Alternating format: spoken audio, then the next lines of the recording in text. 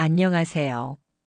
오늘도 귀한 시간을 내어 이 법문에 함께 해주신 여러분께 깊은 감사의 인사를 드립니다. 시작하기 전 구독과 좋아요는 제작에 큰 힘이 됩니다. 오늘 우리가 함께 나눌 주제는 내면이 강한 사람이 되는 법입니다. 혹시 여러분은 어떤 사람을 보면서 저 사람은 참 중심이 잘 잡혀 있구나, 저 사람은 어떤 상황에서도 흔들리지 않는구나 하고 느낀 적이 있으신가요? 부처님께서는 우리에게 이렇게 말씀하셨습니다.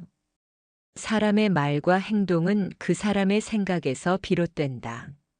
마음속에 어두움을 품으면 말과 행동이 거칠어지고 마음속에 밝음을 품으면 말과 행동이 부드러워진다. 이 말씀은 참으로 단순하지만 우리 삶의 모든 것을 설명하는 위대한 진리입니다. 생각해 보세요. 아침에 기분 좋게 일어난 날과 짜증나게 일어난 날, 하루 전체가 어떻게 달라지는지를요. 같은 일이 일어나도 같은 사람을 만나도 내 마음의 상태에 따라 모든 것이 다르게 느껴집니다. 부처님께서는 이것을 인과의 법칙으로 설명하셨습니다. 씨앗을 심으면 반드시 그에 맞는 열매가 맺힌다는 것입니다. 콩을 심으면 콩이 나고 팥을 심으면 팥이 나듯이 우리가 마음에 품은 생각이 씨앗이 되어 말과 행동이라는 열매를 맺게 됩니다. 그렇다면 여기서 중요한 질문을 해봅시다. 우리는 어떤 씨앗을 심고 있습니까? 아침에 눈을 뜨면서 어떤 생각을 하십니까? 하루를 시작하면서 어떤 마음을 품으십니까? 많은 분들이 아침에 눈을 뜨자마자 걱정부터 시작합니다. 오늘 할 일이 너무 많아. 오늘도 피곤할 텐데. 저 사람 만나기 싫은데. 이런 생각들로 하루를 시작하면 하루 종일 그 어두운 에너지가 우리를 따라다닙니다. 부처님께서는 이렇게 말씀하셨습니다. 우리가 지금 겪고 있는 모든 현실은 과거에 우리가 만들어낸 업의 결과이다. 그러니 누구를 탓하거나 세상을 탓할 수는 없다. 처음에 이 말씀을 들으면 가혹하게 느껴질 수 있습니다. 내가 무슨 잘못을 했다고 이런 고통을 받아야 하나? 하고 반발하고 싶을 수도 있습니다. 하지만 부처님의 말씀을 깊이 이해하면 이것이야말로 가장 희망적인 메시지라는 것을 알게 됩니다. 왜냐하면 내 삶이 내 과거의 생각과 행동으로 만들어진 것이라면 내 미래는 지금 내가 품는 생각과 행동으로 만들어갈 수 있다는 뜻이기 때문입니다. 다시 말해, 내 인생의 주인은 바로 나 자신이라는 것입니다. 부처님께서는 우리에게 괴로움을 대하는 지혜로운 방법을 가르쳐 주셨습니다. 고통스러운 일이 생기면 그것을 과거의 어두운 업을 빨리 소멸시킬 수 있는 기회로 여겨라. 기쁜 일이 생기면 과거의 밝은 업의 결과를 받는 것으로 감사히 여겨라. 이것은 정말 혁명적인 관점의 전환입니다. 보통 사람들은 고통스러운 일이 생기면 불평하고 괴로워하며 기쁜 일이 생기면 더 많은 기쁨을 요구합니다. 하지만 지혜로운 사람은 다릅니다. 지혜로운 사람은 고통이 찾아왔을 때 이렇게 생각합니다. 아, 이것은 내가 과거에 지은 어두운 업이 지금 소멸되고 있구나. 이것을 빨리 받아 없애버리자. 그러면 내 미래는 더 밝아질 것이다. 이렇게 생각하면 고통조차도 감사한 마음으로 받아들일 수 있습니다. 반대로 좋은 일이 생겼을 때도 교만하거나 집착하지 않습니다. 이것은 과거에 내가 지은 좋은 업의 결과구나. 감사히 받지만 여기에 집착하지 않고 앞으로도 계속 좋은 업을 지어나가자. 이렇게 생각하면 좋은 일에도 중심을 잃지 않습니다. 부처님께서는 이렇게 말씀하셨습니다. 세상 사람들은 괴로우면 괴로워서 싫고 즐거우면 즐거움이 떠날까봐 걱정하지만 지혜로운 사람은 괴로우면 업을 소멸시켜서 좋고 즐거우면 좋은 업의 결과를 받아서 좋다. 이것이 바로 내면이 강한 사람의 첫 번째 특징입니다. 어떤 상황에서도 중심을 잃지 않고 모든 것을 수행의 기회로, 성장의 기회로 받아들이는 것입니다. 여러분, 오늘 하루 동안 어떤 일이 일어나든 그것을 원망하거나 도망가려 하지 마십시오. 고통스러운 일이라면 이것으로 나는 더 강해지고 있다고 생각하고, 기쁜 일이라면 감사히 받되 집착하지 않겠다고 다짐하십시오. 이것이 바로 부처님께서 가르쳐 주신 마음으로 세상을 만들어가는 지혜입니다. 우리의 생각 하나하나가 씨앗이 되어 우리의 미래를 만들어갑니다. 그러니 오늘부터 지금 이 순간부터 좋은 씨앗을 심으시기 바랍니다. 이제 두 번째 가르침으로 넘어가겠습니다. 바로 당당한 자기 중심을 세우는 것입니다. 부처님께서는 이렇게 말씀하셨습니다. 대장부의 기상을 가져라. 깨진 그릇에는 좋은 음식을 담을 수 없듯이 자기의 분명한 마음의 중심도 세우지 못하고 이리 흔들리고 저리 흔들리면 결코 진리를 깨달을 수 없다. 여러분, 대장부의 기상이란 무엇일까요? 그것은 거칠고 강한 것이 아닙니다. 오히려 부드러우면서도 흔들리지 않는 것, 유연하면서도 중심이 잡혀 있는 것을 말합니다. 대나무를 생각해 보세요. 대나무는 바람이 불면 휘어지지만 부러지지 않습니다. 폭풍이 지나가면 다시 원래대로 돌아옵니다. 이것이 바로 진정한 강함입니다. 딱딱하게 버티다가 부러지는 것이 아니라 유연하게 움직이되 중심은 잃지 않는 것입니다. 부처님께서는 말씀하셨습니다. 그릇이 크고 중심이 잡힌 사람은 남들의 말에 현혹되지 않는다. 자기가 살아가는 곳곳에서 주인이 되면 그가 사는 곳이 항상 진실이 된다. 우리의 삶을 돌아보면 얼마나 많은 시간을 남의 시선을 의식하며 살아가는지 깨닫게 됩니다. 사람들이 나를 어떻게 볼까? 저 사람은 나를 좋아할까, 싫어할까?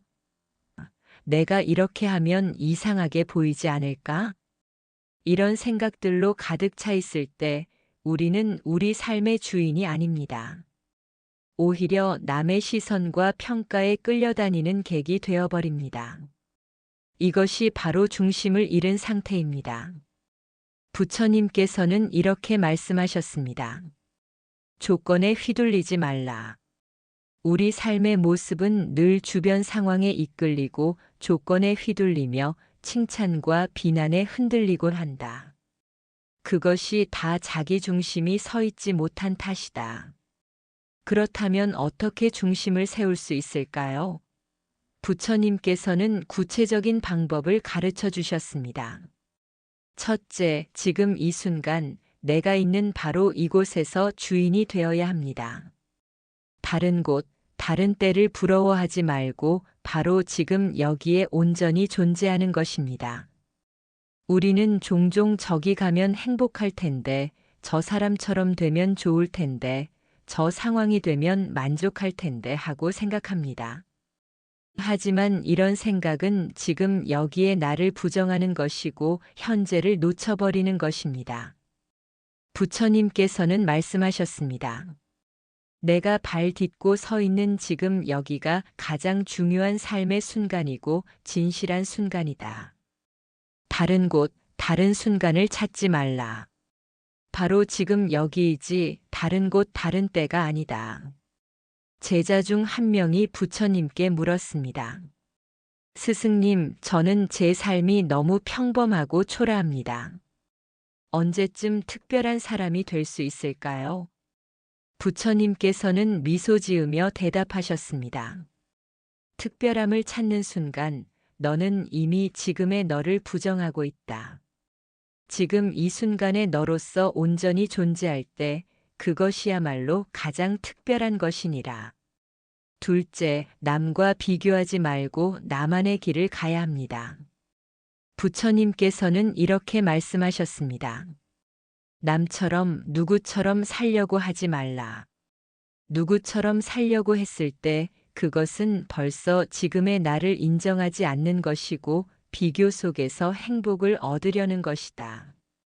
요즘 시대는 특히 비교가 심한 시대입니다. SNS를 열면 다른 사람들의 화려한 삶이 보입니다. 맛있는 음식, 멋진 여행, 행복한 가족.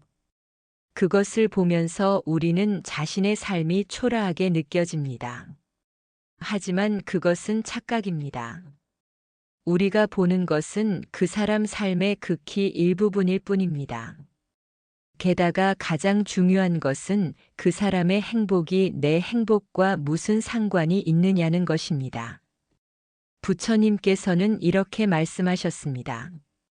이 세상에 하나밖에 없는 나 자신의 빛을 찾고 그 빛으로 삶을 사는 것, 그것이야말로 가장 진실한 삶이다. 해와 달을 생각해 보세요. 해는 낮에 빛나고 달은 밤에 빛납니다. 해가 달에게 너는 왜 나처럼 밝지 못하니? 라고 말하지 않습니다. 달도 해에게 나도 낮에 빛나고 싶어라고 불평하지 않습니다. 각자가 자신의 시간에 자신의 방식으로 빛을 냅니다. 우리도 마찬가지입니다. 누군가는 화려하게 빛날 수 있고 누군가는 조용히 빛날 수 있습니다. 누군가는 많은 사람들에게 영향을 주고 누군가는 소수의 사람들에게 깊은 영향을 줍니다.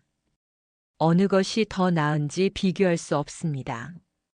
모두 다 소중하고 필요합니다. 셋째, 어디에 있든지 객이 아닌 주인으로 살아야 합니다. 부처님께서는 말씀하셨습니다. 어느 곳에서라도 주인으로 살지 객으로 살지 말라. 나 자신으로서 사는 것이 주인공으로 사는 것이다.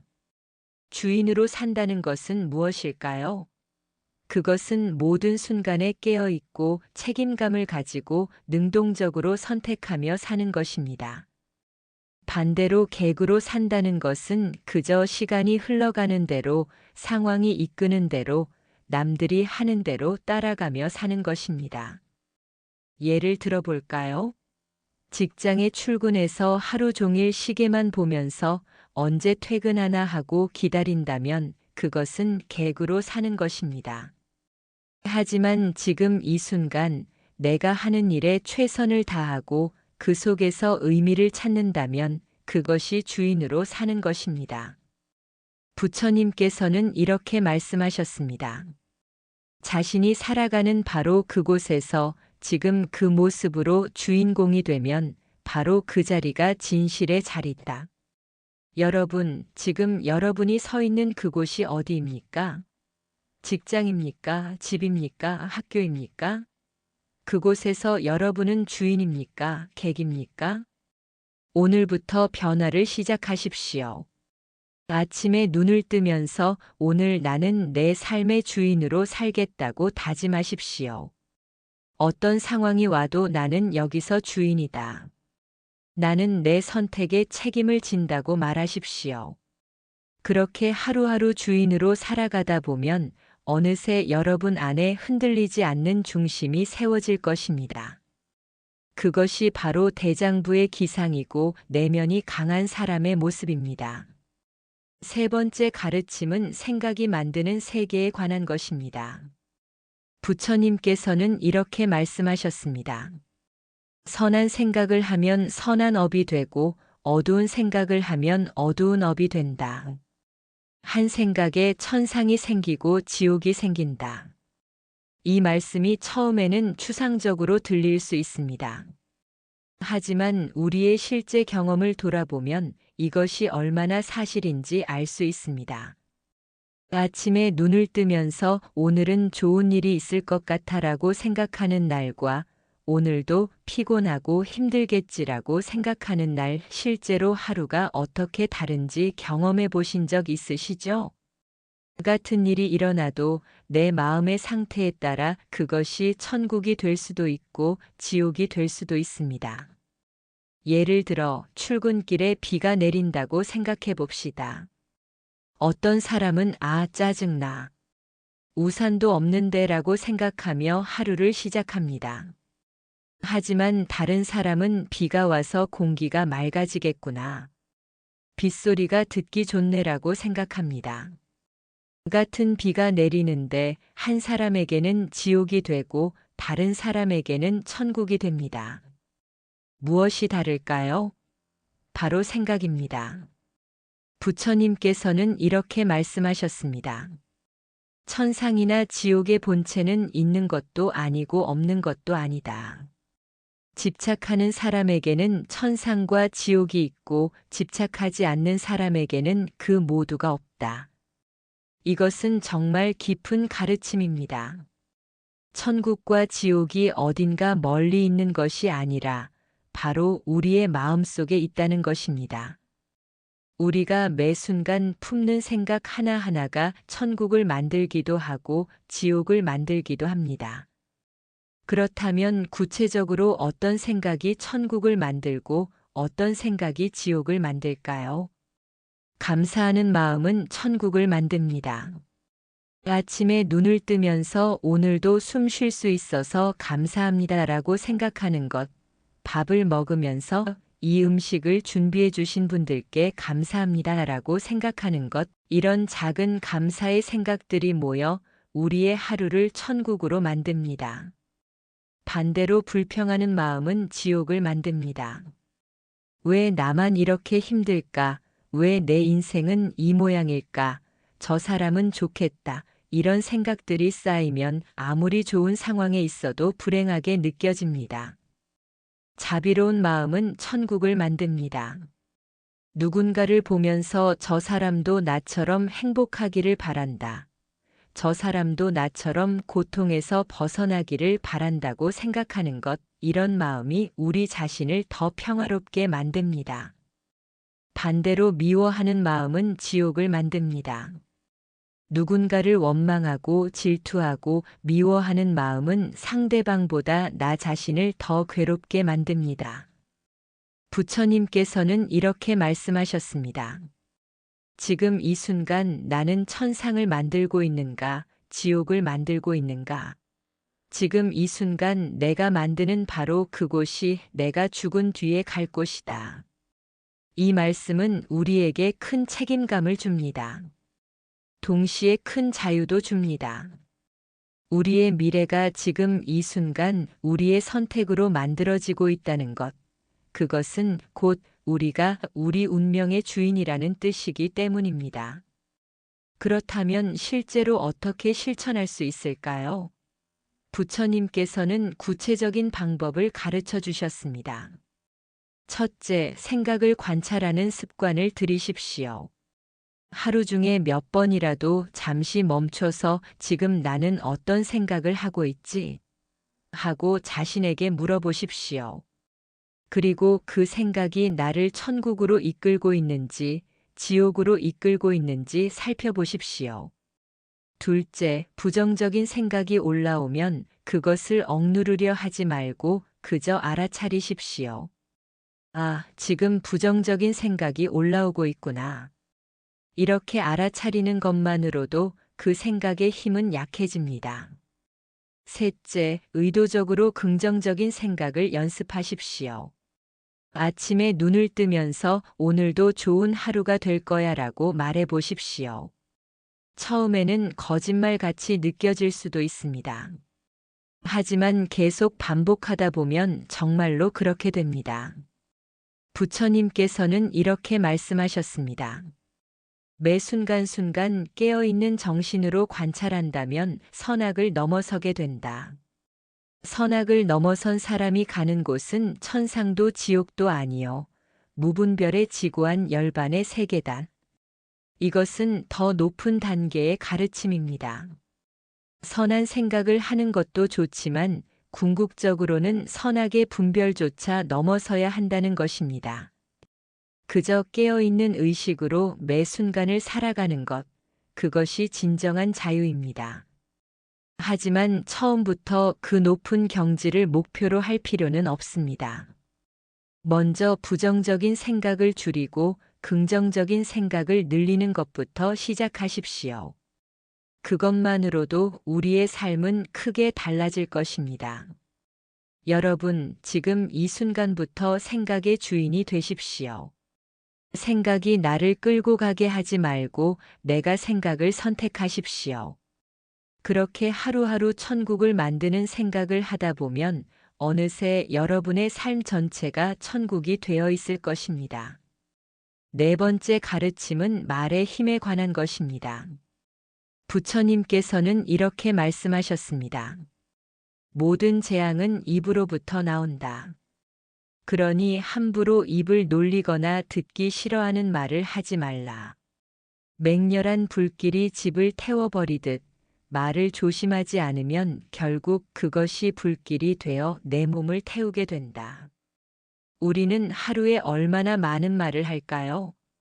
그리고 그 말들 중에 얼마나 많은 말이 필요한 말이고 얼마나 많은 말이 불필요한 말일까요? 부처님께서는 말을 매우 조심스럽게 다루셨습니다. 왜냐하면 말 한마디가 사람을 살리기도 하고 죽이기도 하기 때문입니다.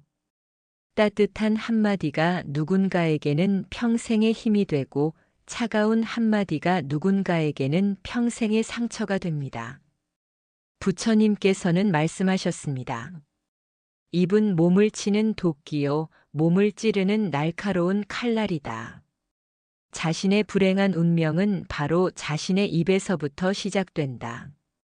이 말씀이 얼마나 사실인지 우리는 경험으로 압니다. 화가 나서 내뱉은 한마디 때문에 소중한 관계가 깨진 경험, 생각 없이 한 말 때문에 누군가에게 상처를 준 경험, 그리고 그 말을 후회하며 밤을 지새운 경험. 우리 모두 이런 경험이 있습니다. 그렇다면 어떻게 말을 조심할 수 있을까요? 부처님께서는 구체적인 방법을 가르쳐 주셨습니다. 첫째, 말하기 전에 먼저 침묵으로 걸러내야 합니다. 부처님께서는 이렇게 말씀하셨습니다. 입을 열 때는 내면에서 침묵으로 걸러짐이 있어야 한다. 먼저 욱하고 올라오는 생각들이나 툭 튀어나오는 말에 대해 가만히 관찰해보고 몇 번이고 안으로 돌이키며 꼭 해야 할 말만을 단순하고도 명쾌하게 꺼낼 일이다. 이것은 정말 중요한 가르침입니다. 우리는 너무 쉽게, 너무 빨리 말을 합니다. 생각이 떠오르는 즉시, 감정이 올라오는 즉시 그것을 입 밖으로 내뱉어 버립니다. 그러니 후회할 말을 하게 되는 것입니다. 실천 방법을 알려드리겠습니다. 말을 하고 싶을 때, 특히 강한 감정이 올라올 때, 일단 3초만 기다려 보십시오. 그리고 마음속으로 물어보십시오. 이 말이 정말 필요한가? 이 말이 상대방에게 도움이 되는가? 이 말을 하고 나서 후회하지 않을까? 이 세 가지 질문을 스스로에게 던지고 그래도 필요한 말이라면 그때 하십시오. 이 간단한 습관 하나만으로도 우리는 엄청나게 많은 말실수를 피할 수 있습니다. 둘째, 침묵의 힘을 알아야 합니다. 부처님께서는 말씀하셨습니다. 침묵이야말로 모든 수행자의 길벗이요 도반이다. 입이 무거워야 모든 공덕이 깃든다. 현대 사회는 말을 너무 많이 하도록 요구합니다. 끊임없이 소통하고 표현하고 발언하라고 합니다. 하지만 때로는 침묵이 가장 강력한 메시지가 됩니다. 누군가 화를 내며 공격할 때 똑같이 대응하지 않고 침묵하는 것. 누군가 자랑하며 떠들 때 함께 경쟁하듯 자랑하지 않고 조용히 듣는 것. 누군가 험담을 할 때 거기에 동참하지 않고 침묵을 지키는 것. 이것이 바로 침묵의 힘입니다. 부처님께서 이렇게 말씀하셨습니다. 말할 때는 우리가 이미 알고 있는 것을 말할 뿐이지만 들을 때는 새로운 것을 배울지도 모른다. 우리가 말을 줄이고 침묵을 늘릴 때 놀라운 일이 일어납니다. 먼저 더 많이 듣게 됩니다. 그동안 내 말에만 집중하느라 듣지 못했던 것들이 들리기 시작합니다. 상대방의 진심, 숨겨진 아픔, 표현하지 못한 기쁨. 이런 것들이 보이고 들립니다. 또한 내 마음이 고요해집니다. 말을 많이 하면 마음이 산란해지지만 침묵하면 마음이 고요해집니다. 그 고요 속에서 우리는 지혜를 발견합니다. 셋째, 자랑과 험담을 조심해야 합니다. 부처님께서는 말씀하셨습니다. 사람들이 모이면 주로 꺼내는 말이 첫째는 자기 잘난 자랑이고 둘째는 남 못났다는 험담이다. 이것이 바로 아상이 담긴 대화의 전형이다. 이 말씀을 들으면 뜨끔합니다. 우리의 대화를 돌아보면 정말 자랑과 험담이 많기 때문입니다. 나는 요즘 이런 걸 했어. 저 사람은 진짜 문제가 있어. 이런 말들로 가득합니다. 왜 우리는 자랑을 할까요? 내가 대단하다는 것을 보여주고 싶어서입니다. 왜 우리는 험담을 할까요? 남을 깎아내림으로써 상대적으로 내가 높아진다고 착각하기 때문입니다. 하지만 부처님께서는 말씀하셨습니다. 자랑을 많이 해야 내가 드러나고 남의 허물을 들추어내야 또한 내가 높아진다고 착각하는 것이다. 진정으로 내면이 강한 사람은 자랑할 필요가 없습니다. 그 사람의 존재 자체가 빛나기 때문입니다. 진정으로 내면이 강한 사람은 남을 깎아내릴 필요가 없습니다. 자신의 가치가 남과의 비교에 달려있지 않기 때문입니다. 그렇다면 우리는 무슨 말을 해야 할까요? 부처님께서는 이렇게 말씀하셨습니다. 들어서 이익 없는 10,000마디 말보다 마음이 고요해지는 단 한마디가 낫다. 위로하는 말, 격려하는 말, 감사하는 말, 사랑을 표현하는 말. 이런 말들은 듣는 사람의 마음을 고요하게 하고 따뜻하게 합니다. 이런 말은 아무리 많이 해도 좋습니다. 마지막으로 부처님께서는 말과 생각의 관계에 대해 말씀하셨습니다. 대화를 시작할 때는 몇 번이고 입을 관찰하고 생각을 관찰하여 허물이 없도록 하라. 말은 생각에서 나옵니다. 그러니 말을 조심하려면 먼저 생각을 관찰해야 합니다. 어떤 생각이 올라오는지, 그 생각이 어떤 감정에서 비롯되는지, 그 생각을 말로 표현하면 어떤 결과가 일어날지. 이런 것들을 미리 관찰하는 습관을 들이십시오. 여러분, 오늘 하루 동안 한번 실험을 해보시기 바랍니다. 평소보다 말을 절반으로 줄여보십시오. 그리고 하는 말 하나하나를 신중하게 선택해 보십시오. 자랑은 하지 말고 험담은 하지 말고 불평도 하지 말아 보십시오. 대신 감사의 말, 격려의 말, 위로의 말만 해보십시오. 그렇게 하루를 보내고 나면 여러분은 놀라운 변화를 경험하실 것입니다. 마음이 한결 가벼워지고 관계가 더 좋아지고 무엇보다 자신이 더 존중받는 느낌을 받으실 것입니다. 부처님께서는 말씀하셨습니다.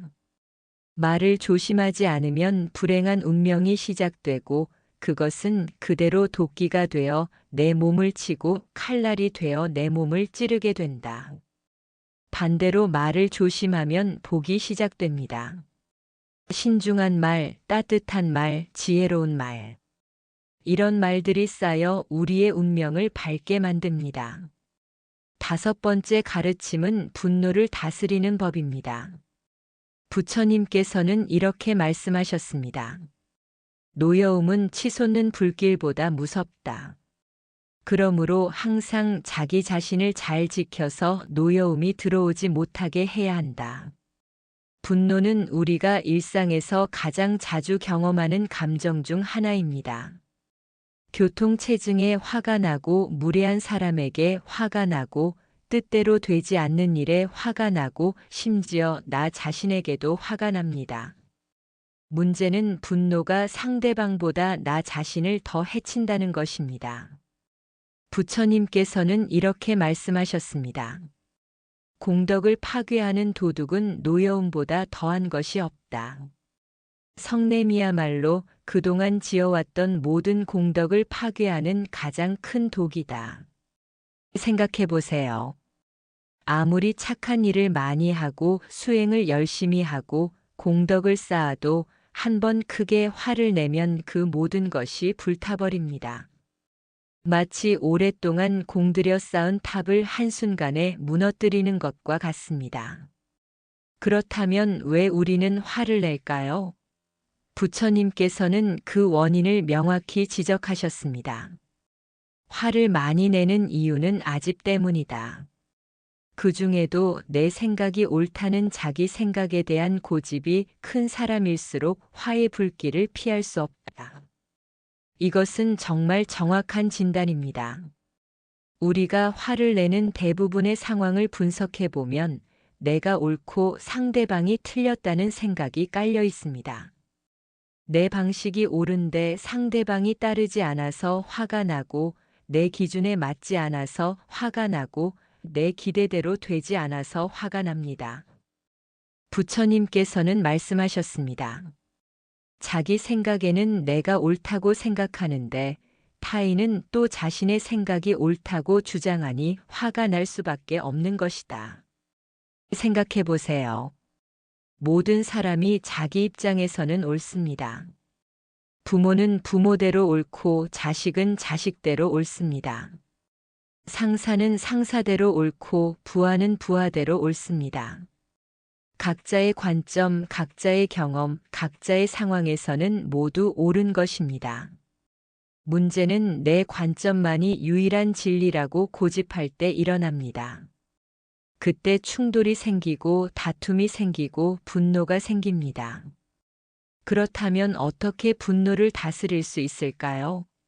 부처님께서는 두 가지 방법을 가르쳐 주셨습니다. 첫 번째 방법은 내가 옳다는 집착을 놓아버리는 것입니다. 부처님께서는 말씀하셨습니다.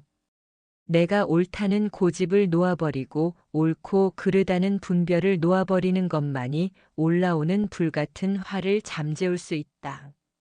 이것은 쉽지 않은 가르침입니다. 우리는 평생을 옳고 그름을 구별하며 살아왔기 때문입니다.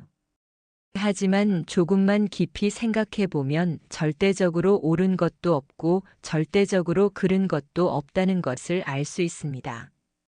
예를 들어 볼까요? 자녀가 늦게 귀가했습니다.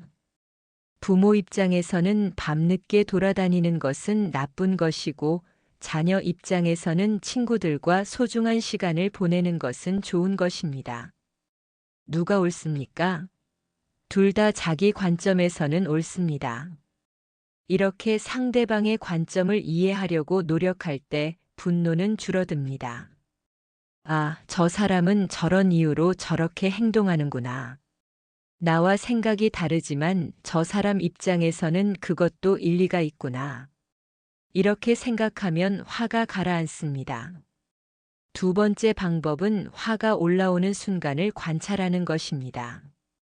부처님께서는 말씀하셨습니다. 화가 나는 순간, 성냄이 일어나는 순간을 놓치지 말고 잘 관찰하라. 화가 날 때 화가 난다는 것을 객관적으로 관찰하라. 이것은 매우 강력한 방법입니다. 화가 올라올 때, 아, 지금 내가 화가 나고 있구나라고 관찰하는 것만으로도 화는 힘을 잃습니다. 왜 그럴까요? 화를 관찰하는 순간 우리는 화와 동일시되지 않기 때문입니다. 나 화가 아니라 나는 화를 관찰하는 사람이 됩니다. 화와 나 사이에 거리가 생깁니다. 부처님께서는 이렇게 말씀하셨습니다. 올라오는 화를 관찰하면 화는 사라진다. 아니, 도대체 화를 찾으려 해도 어디쯤 있는지 찾을 수가 없다. 실제로 한번 실험해 보십시오. 다음에 화가 날 때 그 화를 표현하려 하지 말고 그저 관찰해 보십시오. 아, 지금 내 가슴이 뛴다. 호흡이 빨라진다. 얼굴이 뜨거워진다.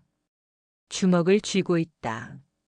이렇게 신체 감각을 관찰하고 분노라는 감정이 올라오고 있다고 알아차려 보십시오.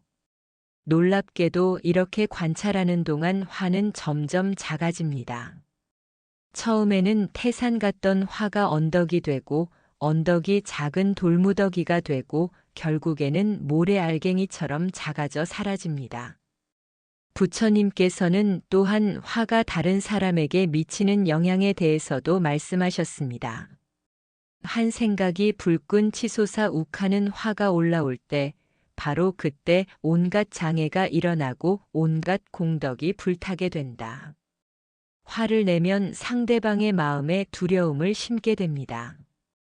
그 두려움은 관계를 해치고 신뢰를 무너뜨리고 사랑을 식게 만듭니다. 특히 가까운 사람에게 화를 낼 때 그 상처는 오래갑니다. 부처님께서는 보시배 풀매에 대해 말씀하시면서 이렇게 하셨습니다. 보시 가운데 가장 큰 보시는 무외시로 상대방의 마음에 두려움이 없고 평안이 깃들도록 해주는 것이다.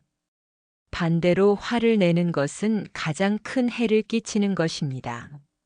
상대방의 마음을 어둡고 불안하게 만들기 때문입니다. 그렇다면 화가 날 때 어떻게 해야 할까요? 부처님께서는 실천적인 방법을 가르쳐 주셨습니다. 첫째, 잠시 그 자리를 피하십시오. 화가 올라올 때 계속 그 상황에 머물면 더 큰 화로 번집니다. 잠시 자리를 피해 혼자만의 시간을 가지십시오. 화장실에 가거나 밖에 나가 산책을 하거나 조용한 곳에서 호흡을 가다듬으십시오. 둘째, 침묵하십시오.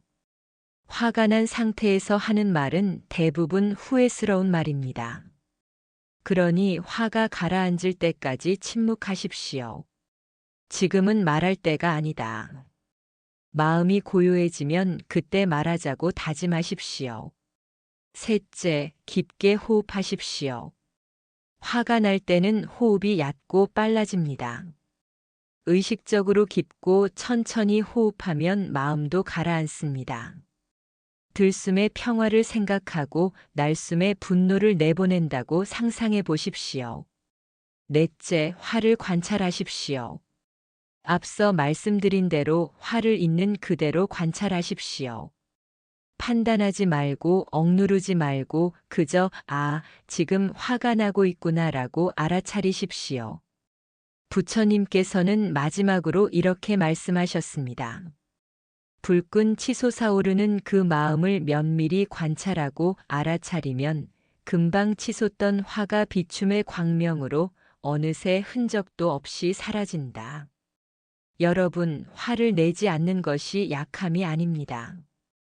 오히려 화를 다스리는 것이 진정한 강함입니다. 내면이 강한 사람은 화에 휘둘리지 않습니다. 화를 느끼되 화에 끌려가지 않습니다. 화를 관찰하고 이해하고 지혜롭게 대응합니다. 오늘부터 분노를 다스리는 연습을 시작하십시오. 처음에는 어렵겠지만 계속 연습하다 보면 점점 쉬워집니다. 그리고 어느 순간 예전 같으면 폭발했을 상황에서도 고요함을 유지하는 자신을 발견하게 될 것입니다. 여섯 번째 가르침은 원망을 놓아버리기입니다. 부처님께서는 이렇게 말씀하셨습니다. 남을 원망하는 마음으로는 그 어떤 원망도 풀지 못한다. 다만 원망을 놓아버림으로써만 원망을 풀 수 있다. 이것은 변치 않는 영원한 진리이다. 우리는 살아가면서 많은 원망을 품게 됩니다. 나를 상처 준 사람에 대한 원망, 나를 배신한 사람에 대한 원망, 나를 무시한 사람에 대한 원망. 그리고 그 원망을 마음속에 품고 살아갑니다. 문제는 그 원망이 상대방보다 나 자신을 더 괴롭게 한다는 것입니다. 부처님께서는 이렇게 말씀하셨습니다. 원망스러운 사람에 대한 응어리를 고스란히 마음속에 품고 세상을 살아간다는 것은 내 안에 언제 터질지 모를 폭탄을 안고 가는 것과도 같다. 상상해 보세요. 무거운 돌을 배낭에 넣고 산을 오르는 사람을 봤습니다. 여러분이 물었습니다. 왜 그 무거운 돌을 가지고 가십니까? 그 사람이 대답합니다. 누군가 나에게 이 돌을 던졌기 때문입니다. 그래서 나는 이 돌을 증거로 가지고 다니며 그 사람을 고발하려고 합니다. 어리석지 않습니까? 그 돌을 가지고 다니느라 힘든 사람은 그 사람 자신입니다. 돌을 던진 사람은 이미 가버렸는데 맞은 사람만 그 무게를 지고 힘들어하고 있습니다. 원망도 똑같습니다. 상대방은 이미 그 일을 잊었을 수도 있는데 원망하는 사람만 그 무게를 지고 힘들어합니다. 밤에 잠도 못 자고 그 사람을 생각하며 괴로워합니다. 누가 더 고통받고 있습니까? 바로 원망하는 사람 자신입니다. 부처님께서는 이렇게 말씀하셨습니다. 누군가를 원망함으로써 원망을 풀고자 한다면 그것은 어리석은 일이다. 이 세상의 모든 원망과 다툼과 질투와 성냄, 이 모든 것은 내 안의 문제이지 외부적인 문제가 아니다. 이것은 정말 중요한 깨달음입니다. 우리는 늘 문제가 밖에 있다고 생각합니다. 저 사람이 나를 화나게 했어. 저 사람이 나를 슬프게 했어. 저 사람 때문에 내가 불행해. 하지만 부처님께서는 말씀하십니다. 아니라고. 문제는 밖이 아니라 내 안에 있다고. 상대방이 한 행동은 그저 행동일 뿐입니다. 그것을 원망으로 받아들이는 것은 나의 선택입니다. 그것을 용서로 받아들이는 것도 나의 선택입니다. 그렇다면 어떻게 원망을 놓을 수 있을까요? 부처님께서는 구체적인 방법을 가르쳐 주셨습니다. 첫째, 진정한 용서를 이해해야 합니다. 부처님께서는 말씀하셨습니다. 참된 용서는 억지로 용서하기 위해 애쓰는 것도 아니고 원망하는 마음을 참거나 마음 깊은 곳에 묻어두는 것도 아니다. 참된 용서는 원망하는 마음 그 자체를 완전히 비우고 놓아버림으로써 마음속에 원망의 뿌리를 뽑아내는 데 있다. 많은 사람들이 용서를 잘못 이해합니다. 용서해야지 하면서 억지로 용서하려고 애씁니다. 하지만 그것은 진정한 용서가 아닙니다. 그것은 원망을 억누르는 것일 뿐 원망의 뿌리를 뽑는 것이 아닙니다. 진정한 용서는 자연스럽게 일어납니다. 상황을 바르게 이해하고 상대방을 깊이 이해하고 모든 것이 인연의 흐름이었음을 깨달을 때 용서는 저절로 일어납니다. 둘째, 상대방도 고통받고 있다는 것을 이해해야 합니다. 부처님께서는 모든 중생이 괴로움에서 벗어나기를 바라셨습니다. 나를 상처 준 그 사람도 예외가 아닙니다. 생각해 보세요. 행복하고 평화로운 사람이 남에게 상처를 줄까요? 아닙니다. 남에게 상처를 주는 사람은 자신도 상처받은 사람입니다. 자신이 고통받고 있기 때문에 그 고통을 남에게 전가하는 것입니다. 나를 배신한 사람도, 나를 무시한 사람도, 나를 공격한 사람도 모두 자신의 고통 때문에 그런 행동을 한 것입니다. 이것을 이해할 때 원망은 자비로 바뀝니다. 저 사람도 괴로웠구나. 저 사람도 상처받았구나. 저 사람도 사랑이 필요했구나. 이렇게 생각하면 원망하던 마음이 연민으로 바뀝니다. 셋째, 모든 것이 환영이었음을 깨달아야 합니다. 부처님께서는 말씀하셨습니다. 원망하는 나도, 원망스러운 대상도, 원망스러운 일들도 그 모든 것이 실체적인 것이 아닌 환영이었고 신기루와 같은 것이었음을 바로 알아야 한다. 이것은 깊은 가르침입니다. 과거에 일어난 일, 그것은 이미 사라졌습니다. 지금은 존재하지 않습니다. 단지 내 기억 속에만 존재할 뿐입니다. 그리고 그 기억조차 정확하지 않습니다. 내 감정과 관점에 의해 왜곡되어 있습니다. 나를 상처 준 그 사람도 이미 그때의 그 사람이 아닙니다. 시간이 흐르면서 변했습니다. 나 역시 그때의 내가 아닙니다. 모든 것이 변했습니다. 그런데 왜 과거의 그림자를 붙잡고 있습니까? 부처님께서는 흙탕물의 비유로 이것을 설명하셨습니다. 흙탕물은 가만히 내버려 두면 가라앉아 맑은 물처럼 보이지만 그것은 언제든 휘젓는 순간 다시금 탁해지고 만다. 중요한 것은 잠시 원망을 덮어두는 것이 아니라 완전히 내 안에서 걷어내는 것이다. 원망을 억누르기만 하면 그것은 마음 깊은 곳에 가라앉아 있다가 언젠가 다시 올라옵니다. 작은 계기만 있어도 다시 폭발합니다. 그러니 완전히 뿌리를 뽑아야 합니다. 넷째, 실천적인 용서의 명상을 해야 합니다. 조용히 앉아 눈을 감으십시오. 나를 상처 준 그 사람의 얼굴을 떠올리십시오. 그리고 마음속으로 이렇게 말해 보십시오. 나는 당신을 용서합니다. 당신이 한 행동을 받아들입니다. 당신도 고통받고 있었음을 이해합니다. 나는 더 이상 이 원망을 붙잡고 있지 않겠습니다. 나는 자유로워지기를 선택합니다. 처음에는 이 말이 거짓말처럼 느껴질 수 있습니다. 하지만 계속 반복하십시오. 매일 조금씩 반복하십시오. 그러면 어느 순간 그 말이 진심이 되는 순간이 옵니다. 부처님께서는 또한 증오와 사랑의 관계에 대해 말씀하셨습니다. 증오는 증오로 무너뜨릴 수 없다. 증오는 사랑에 의해 무너진다. 이것은 변치 않는 영원한 진리이다. 누군가를 미워하면 그 미움은 더 큰 미움을 낳습니다. 하지만 사랑으로 대하면 미움의 고리가 끊어집니다. 이것은 개인적인 관계뿐만 아니라 국가 간의 관계, 역사적인 갈등에도 적용됩니다. 인류의 역사를 보면 폭력으로 문제를 해결하려 했던 시도는 항상 더 큰 폭력을 낳았습니다. 하지만 용서와 화해로 접근했을 때 진정한 평화가 찾아왔습니다. 부처님께서는 마지막으로 이렇게 말씀하셨습니다. 참된 사랑이란 상대와 내가 둘이 아니라는 온전한 자각에서 오는 동체 대비의 마음이다.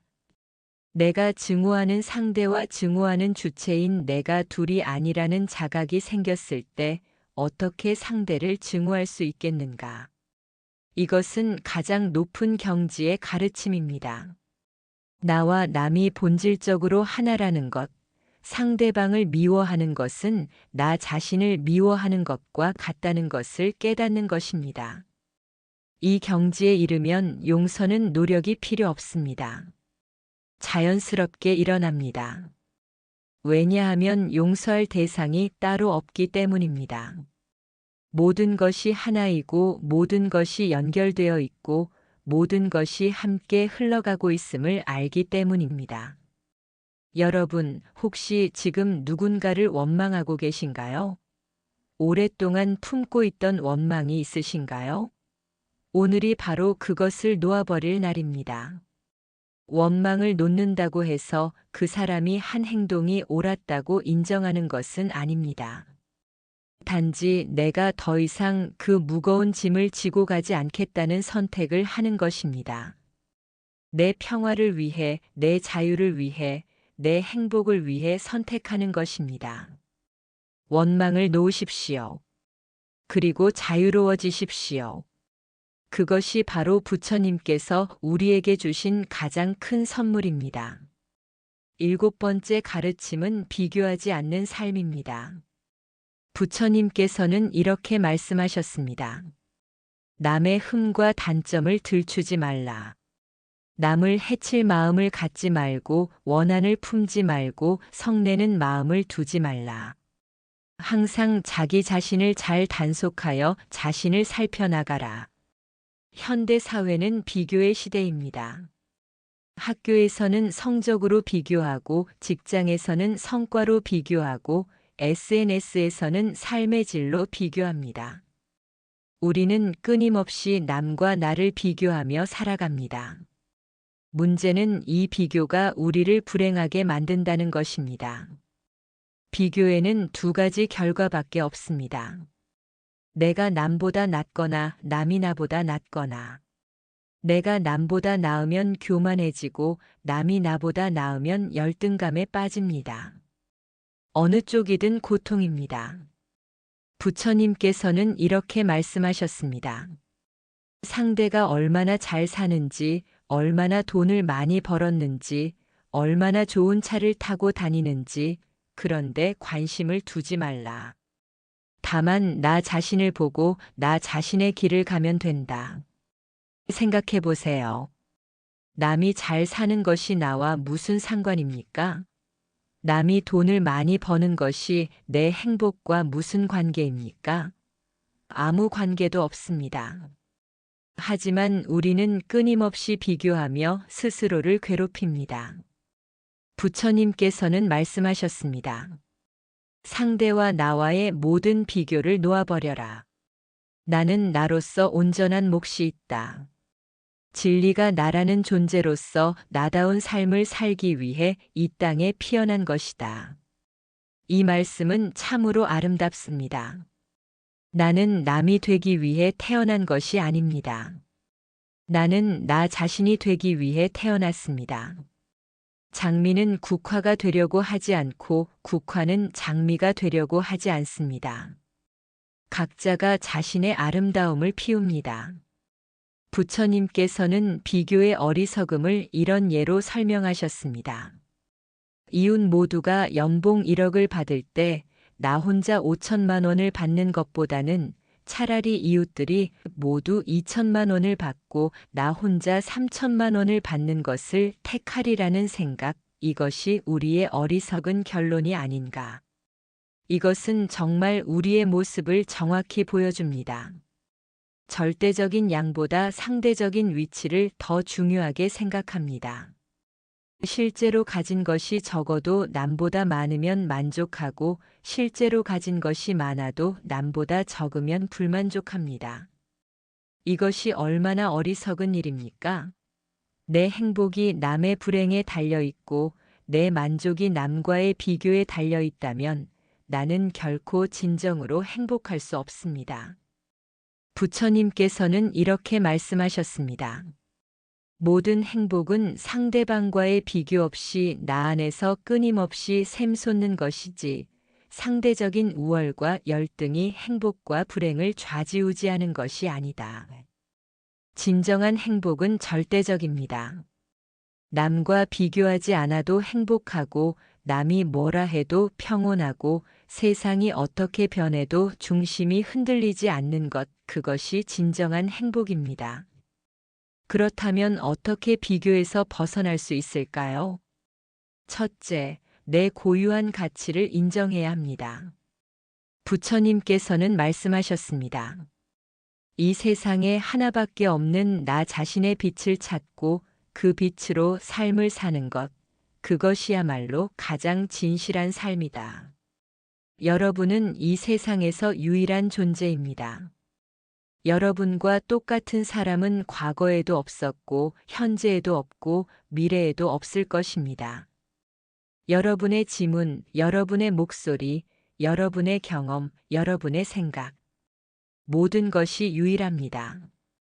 그런데 왜 남과 비교합니까?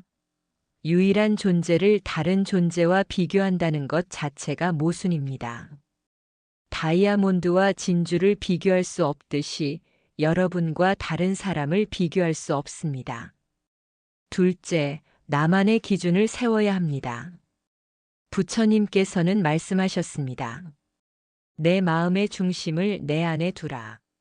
내가 왜 누구보다 잘나거나 누구보다 못나거나 하는데 휘둘리고 이끌리는가?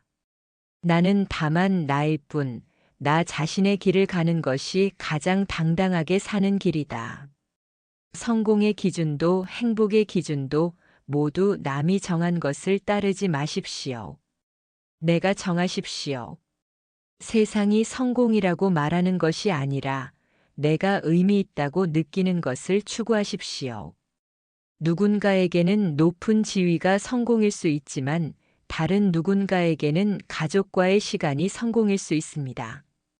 누군가에게는 많은 돈이 행복일 수 있지만 다른 누군가에게는 단순한 삶이 행복일 수 있습니다.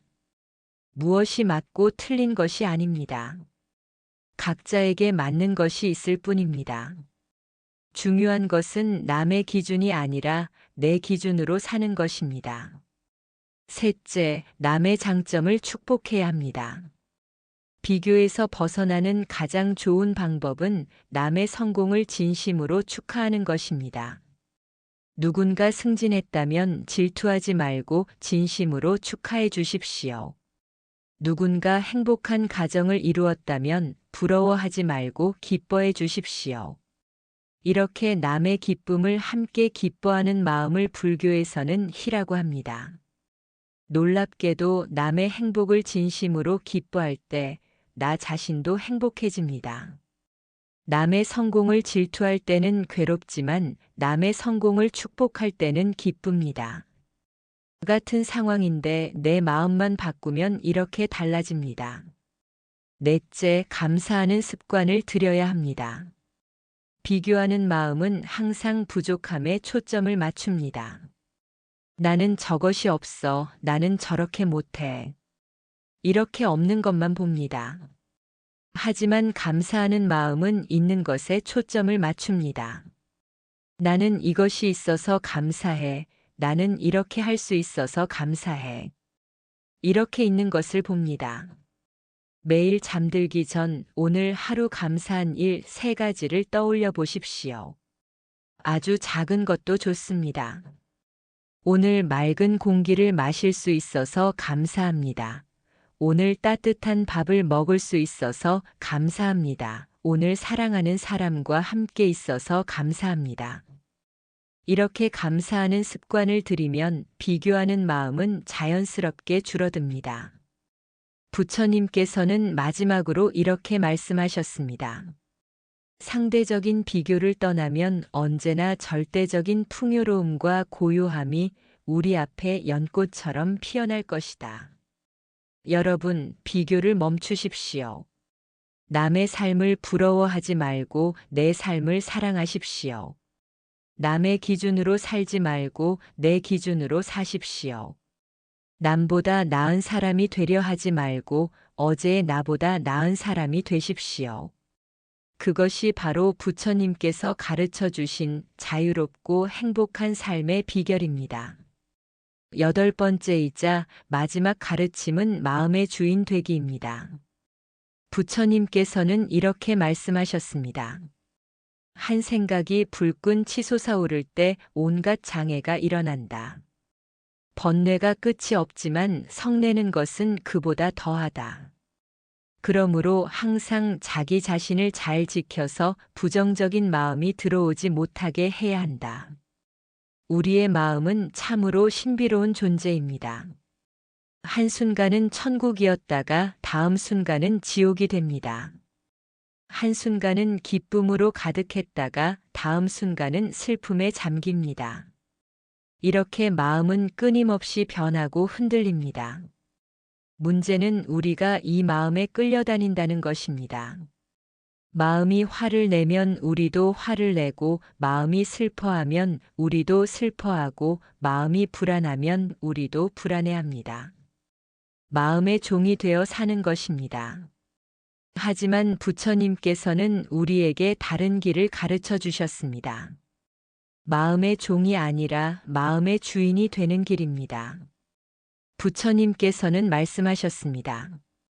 화가 날 때 화가 나고 있다는 것만 온전히 알아차리고 있어도 화는 멈추어진다. 불끈 치솟아오르는 그 마음을 면밀히 관찰하고 알아차리면 금방 치솟던 화가 비춤의 광명으로 어느새 흔적도 없이 사라진다. 이것이 바로 마음의 주인이 되는 핵심 방법입니다. 마음을 관찰하는 것, 알아차리는 것입니다.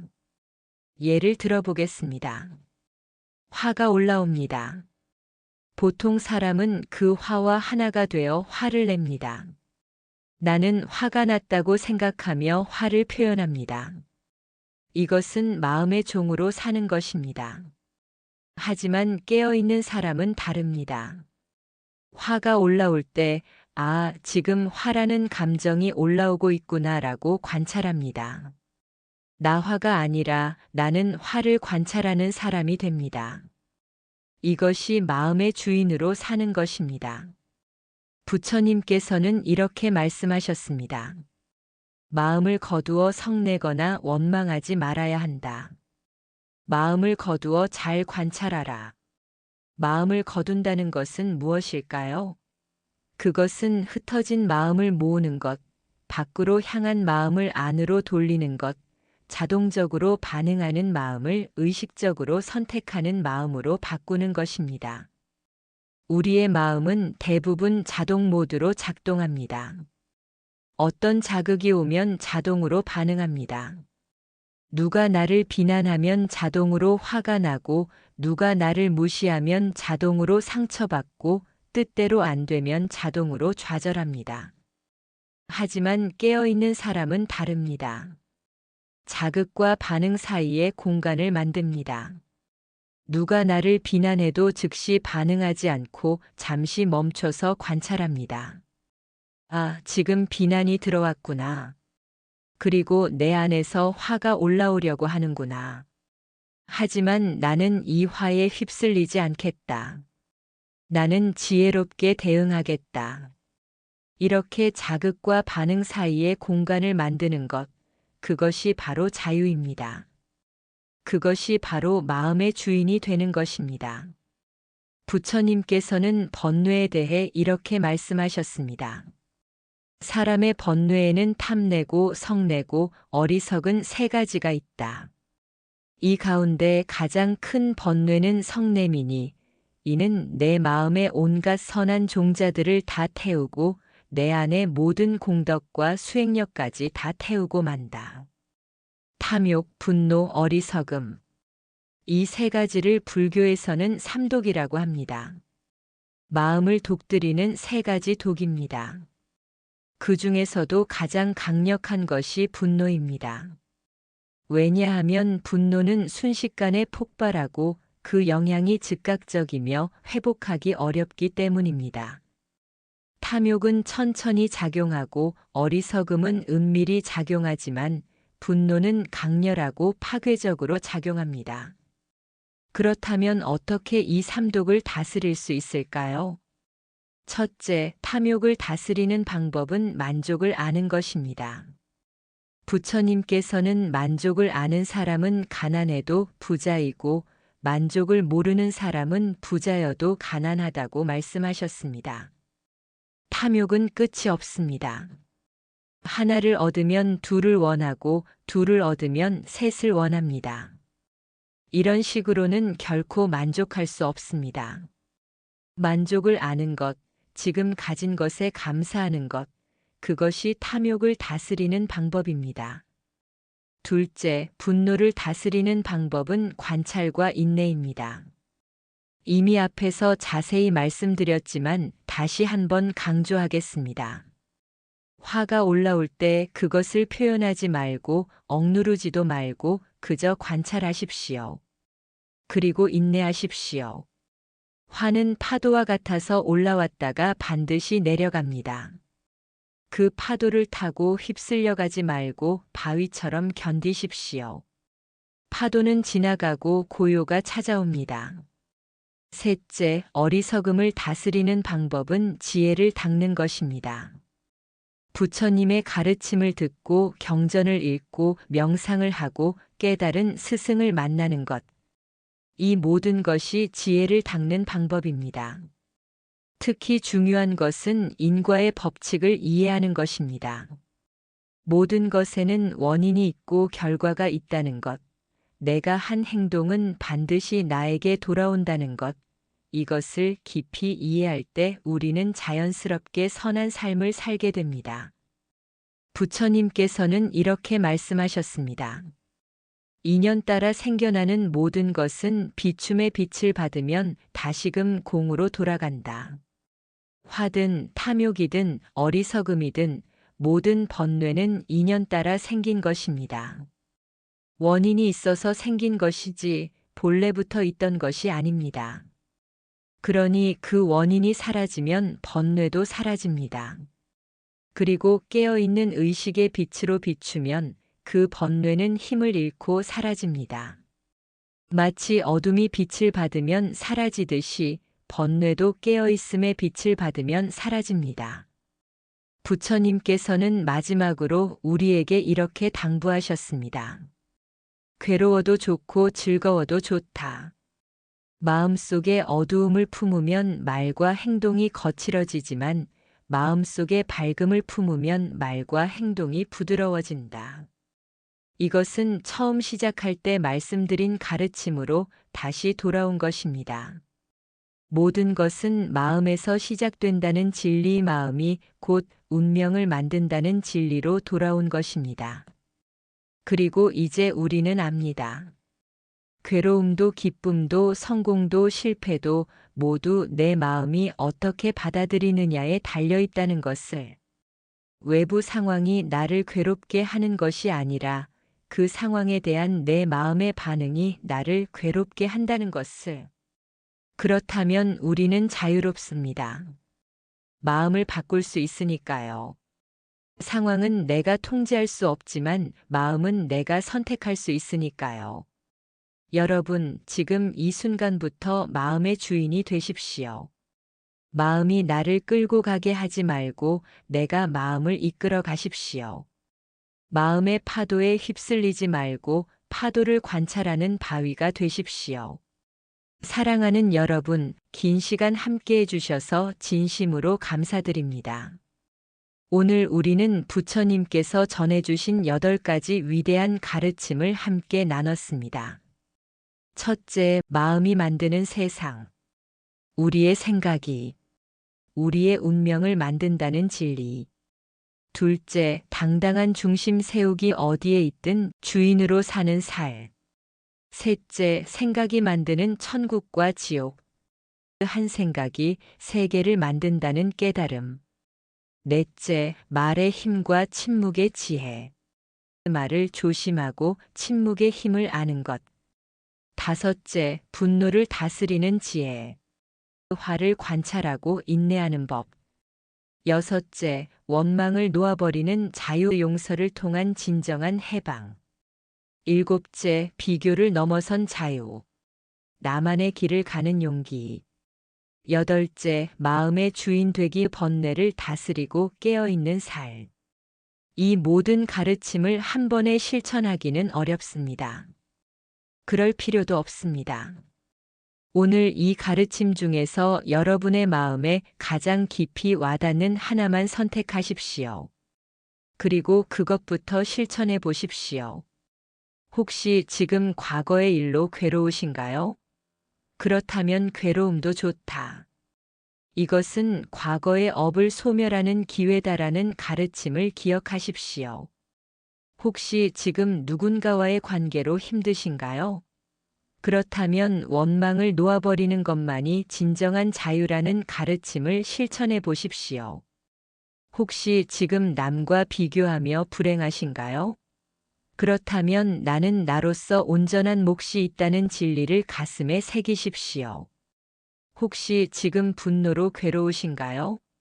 그렇다면 화가 날 때 그것을 관찰하라는 방법을 실천해 보십시오. 부처님께서는 우리에게 말씀하셨습니다. 천리길도 한 걸음부터 시작한다. 위대한 변화도 작은 실천에서 시작된다. 오늘 하루 단 하나만이라도 실천해 보십시오. 아침에 눈을 뜨면서 감사한 마음을 품어 보십시오. 누군가와 대화할 때 말을 조심해 보십시오. 화가 날 때 한 번만이라도 관찰해 보십시오. 원망하는 사람을 용서해 보십시오. 이런 작은 실천이 쌓이고 쌓여 어느 날 여러분은 완전히 다른 사람이 되어 있을 것입니다. 예전 같으면 화를 냈을 상황에서 고요함을 유지하고 예전 같으면 원망했을 상황에서 용서를 선택하고 예전 같으면 불안했을 상황에서 평화를 누리는 자신을 발견하게 될 것입니다. 부처님께서는 이렇게 말씀하셨습니다. 자신을 다스리는 자가 세상을 지배하는 자보다 크다.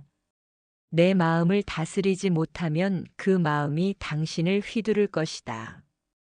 여러분, 마음의 주인이 되십시오. 생각의 주인이 되십시오. 감정의 주인이 되십시오. 그렇게 내면이 강한 사람이 되십시오. 내면이 강한 사람은 외부의 상황에 휘둘리지 않습니다. 칭찬을 받아도 교만하지 않고 비난을 받아도 흔들리지 않습니다. 좋은 일이 있어도 집착하지 않고 나쁜 일이 있어도 좌절하지 않습니다. 내면이 강한 사람은 어디에 있든 중심이 잡혀 있습니다. 어떤 상황에서도 평화롭고 어떤 사람과 함께 있어도 당당하며 어떤 일이 일어나도 지혜롭게 대응합니다. 내면이 강한 사람은 자신을 사랑하고 타인을 존중하며 세상과 조화롭게 살아갑니다. 이것이 바로 부처님께서 우리에게 보여주신 삶의 모습입니다. 부처님께서는 마지막으로 우리에게 이렇게 말씀하셨습니다. 자신을 등불로 삼고 자기를 의지하고 진실을 등불로 삼고 진리를 의지하라. 여러분 안에 이미 모든 지혜가 있습니다. 여러분 안에 이미 모든 힘이 있습니다. 여러분 안에 이미 부처의 성품이 있습니다. 그것을 발견하기만 하면 됩니다. 그것을 믿기만 하면 됩니다. 오늘 이 법문이 여러분의 마음에 작은 씨앗을 심었기를 바랍니다. 그 씨앗이 싹을 틀고 자라나서 언젠가는 아름다운 꽃을 피우고 풍성한 열매를 맺기를 간절히 기원합니다. 부처님의 자비가 여러분과 여러분이 사랑하는 모든 이들에게 함께 하시기를 기도드립니다. 오늘 하루도 내면이 강한 사람으로 당당한 중심을 가진 사람으로 지혜롭고 자비로운 사람으로 살아가시기 바랍니다. 감사합니다. 나무아미타불 관세음보살. 이 법문이 도움이 되셨다면 댓글로 여러분이 가장 마음에 와닿았던 가르침과 오늘부터 실천하고 싶은 한 가지를 나눠주세요. 여러분의 이야기가 다른 분들에게도 큰 위로와 용기가 될 것입니다. 또한 이 법문을 필요로 하는 분들께 공유해 주시면 더없이 감사하겠습니다. 부처님의 지혜가 더 많은 이들에게 전해져 이 세상에 평화와 자비가 넘치기를 기원합니다. 구독과 좋아요, 알림 설정은 더 많은 법문을 만나는 가장 좋은 방법입니다. 다음 법문에서 또 만나 뵙겠습니다. 편안한 하루 되십시오. 나무아미타불.